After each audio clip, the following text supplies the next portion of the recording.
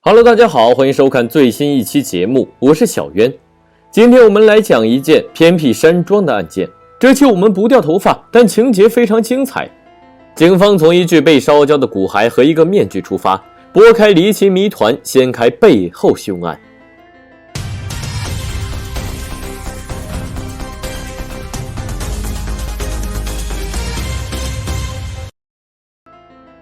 故事发生在美国纽约罗克兰县。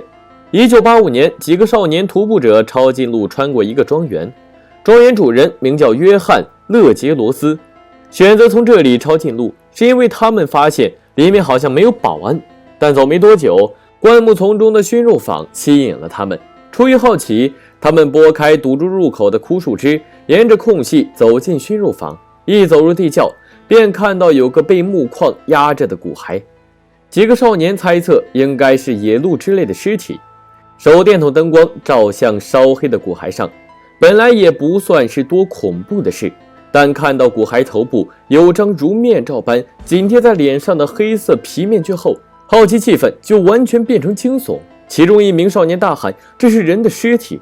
几人被吓得一身哆嗦，跑出洞外拨打911报警电话。起初，接线员听到几个少年七嘴八舌的描述，还以为是无聊的恶作剧。但几个人的描述都有共同特征，就立即通知当地巡警前往现场。除了巡警，前往现场的还有罪犯鉴定局的法医。封锁现场，移开障碍，进入实室后，警方看到尸体被一扇破损的纱门盖着，熏肉坊南面的墙壁有层煤烟垢，残骸周围有烧焦的木块、玻璃碎片和一只袜子，门口附近则有一只烧焦的鞋子。里面令人晕眩的汽油味徘徊在空气中，久久不肯散去。法医发现骨骸上有一层薄薄的碳化物，肌肉组织已经所剩无几。最引人注意的是死者头上的贴脸面具，面具眼睛、鼻子和嘴巴部位留有开口。当时面具口部拉链被拉开，面具后面有金属扣眼，被皮带紧紧系着。揭开面具，死者是位帅气的金发年轻男子。因为面具的保护，男子脸部保存尚好，被污染的眼睛注视着旁边的法医，似乎在诉说自己的冤屈。死者所在的熏肉坊位于庄园山丘的一侧，沿小路可以到达一家旅馆。当年华盛顿将军曾在此短暂停留。庄园主人是在联合国工作的约翰·勒杰罗斯，他和妻子通常在夏季到这里度假。庄园大部分时间都没人居住。2个儿子在周末偶尔来此度假。说到这里，关键的问题就来了：庄园里面为何会有如此奇怪的人类骨骸？男子头上的面具表明他绝不是孤身一人到此，与他同行的伙伴是否也安静地躺在庄园某处？还是说他的伙伴就是凶手？为何男子会被人纵火？男子是先被射杀，再被纵火，还是纵火后被人射杀？一堆疑问扑面而来。警方对当时的情况做了推演，戴着面具的男子在庄园某处被枪杀后，凶手将其搬到熏肉坊实室内，用汽油焚烧，目的是掩盖罪行，阻碍警方对死者身份调查。但法医发现事情没有这么简单，因为骨骸有一层黑黑的碳化现象，而非白灰烬状态。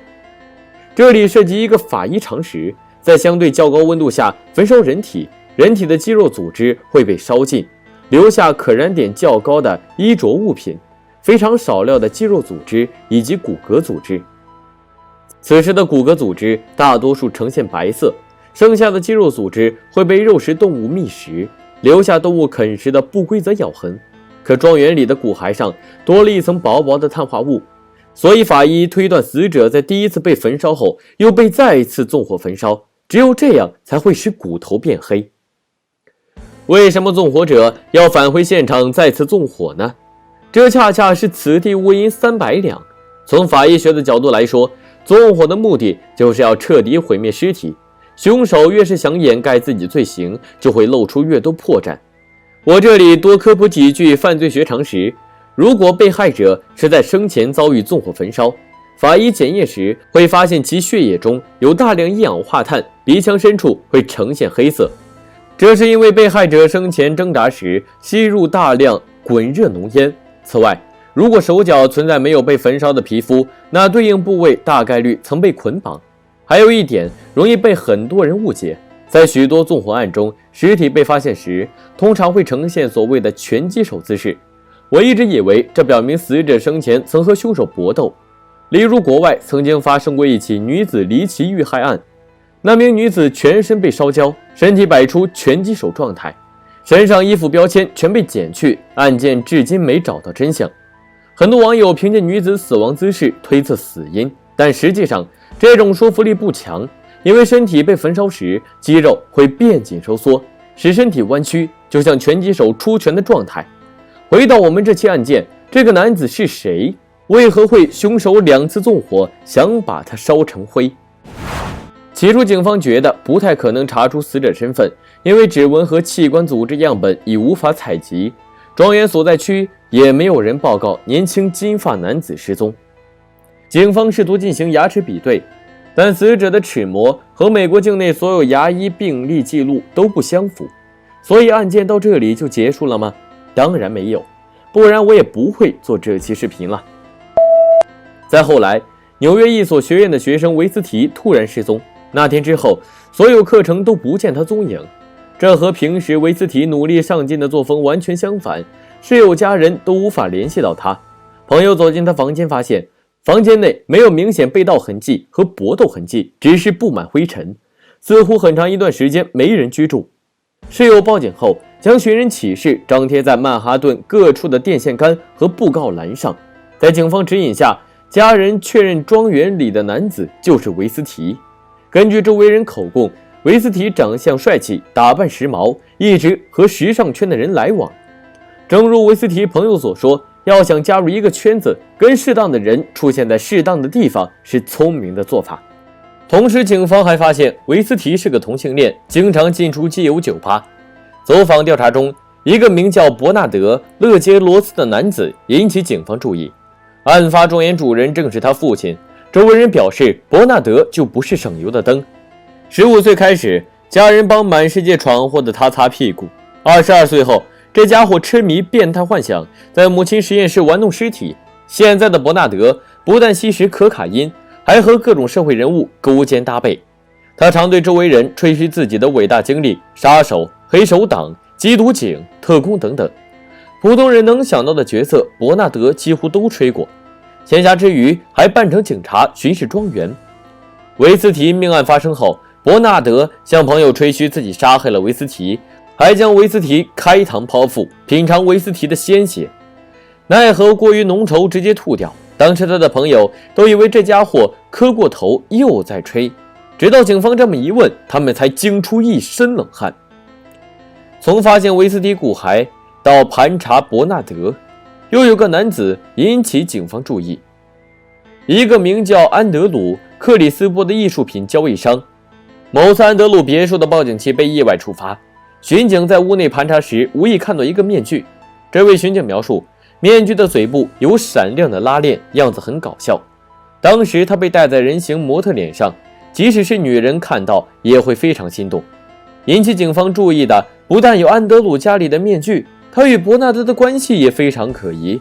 明面上伯纳德是安德鲁的保镖，暗地里两人经常玩好基友的游戏。两人经常结伴进出纽约基友酒吧，还经常狼狈为奸，邀请毫无警觉的男子到公寓，强迫对方做基友游戏，事后恐吓对方，让其不敢报警。维斯提失踪半年前，伯纳德和安德鲁被一位受害者起诉，这宗强暴案时间点恰好是警方调查维斯提死亡案时，所以如此引人注目的伯纳德，警方肯定要请他回去喝茶。